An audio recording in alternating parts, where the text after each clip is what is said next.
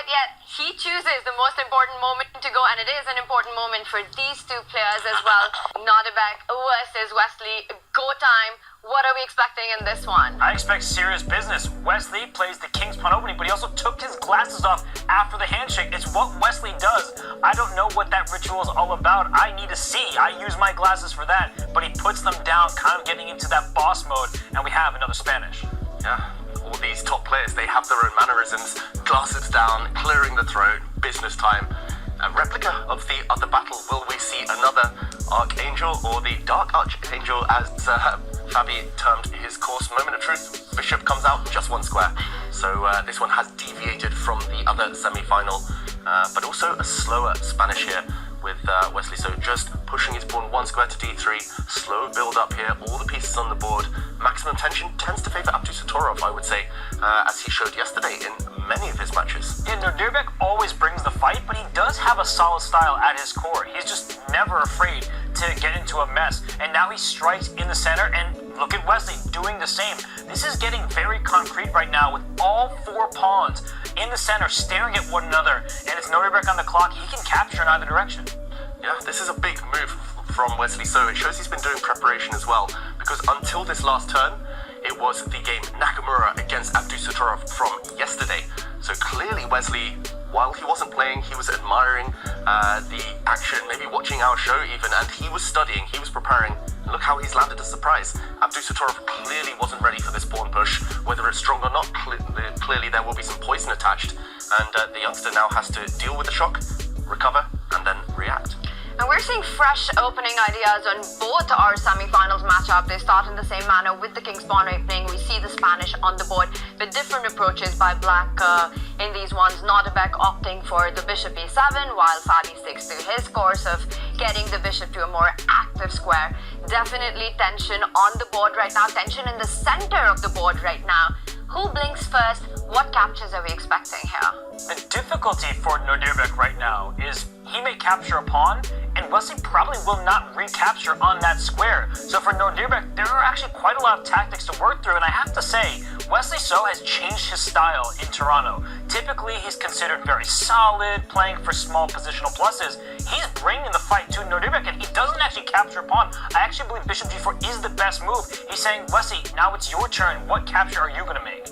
Wow, and Wesley shielding his face from the camera, shielding it from his opponent. He just pushes a pawn to h3. So much tension in the center. It's very rare to see all four pawns in the middle of the board staring off at each other like this without either side clarifying the situation. And now, again, big moment for black right now. He needs to decide what to do with his light square bishop, trade off for a knight, which you don't normally want to do, or retreat.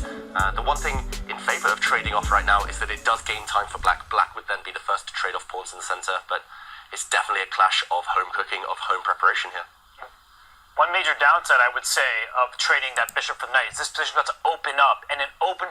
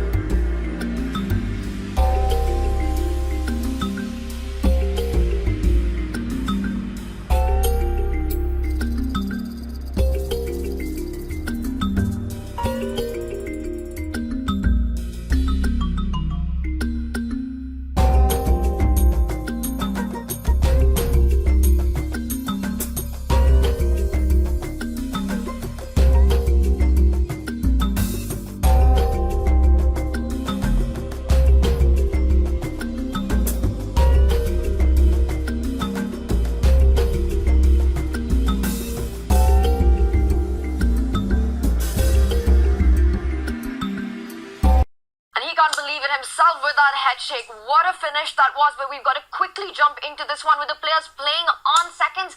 Does Nodirbek have a chance to take this? He has decent chances, although pawns are disappearing. Actually, suddenly, Wesley sews a pawn up, if we count, and it's just about how passive White's pieces are. White's king not really playing a role here. White's bishop on d1, the light square bishop stuck. It should still be a draw. It's looked drawish for a long time, but Abdusattorov, maybe he's been pressing too hard. He's got to be careful. Indecision there, putting his king on a bit of a wrong square. He almost put his king way too far, because if he put his king all the way down on the A file, he might not have been able to get back. So look at Wesley. Suddenly the tables have turned and Wesley can play for a win without any risk. Oh, advantage Wesley. Push the pawn. Push the pawn. He's neglected to cover his opponent's passed pawn. He could have even taken it off the board. Suddenly a new queen is incoming. Bishop d4. You could just play your bishop out to challenge the dark square bishop. He goes bishop f6, he wants the g pawn instead. Oh my gosh, Wesley So's taking it. Abdusattorov was a pawn up with black. He had all the winning chances, 0 losing chances until he pressed too hard. But now Wesley's given up a key pawn in the position. Does this give Nodirbek hopes to hold this one? It's going to be tough. White's g-pawn is so strong. Simply, that pawn is going to march up the board. And look at how the white bishops control the black king, cut off the black king. And this bishop trade, surely he can just trade off. Yeah, he's trading off all the bishops. Brilliant. And Nodirbek, he's resigned. Because all the bishops are coming off the board and this will be a lost king pawn ending, and Nodirbek Abdusattorov gives up. Wesley So wins, takes the lead in their best of 4. What a dramatic fight. Both players with the white pieces won their game, and both players with the white pieces were in trouble. But Wesley So, he is not going to lose a game without an epic fight. Magnus Carlsen did the same against Fabiano Caruana. These players are so hard to take down. Magnus Carlsen doesn't only have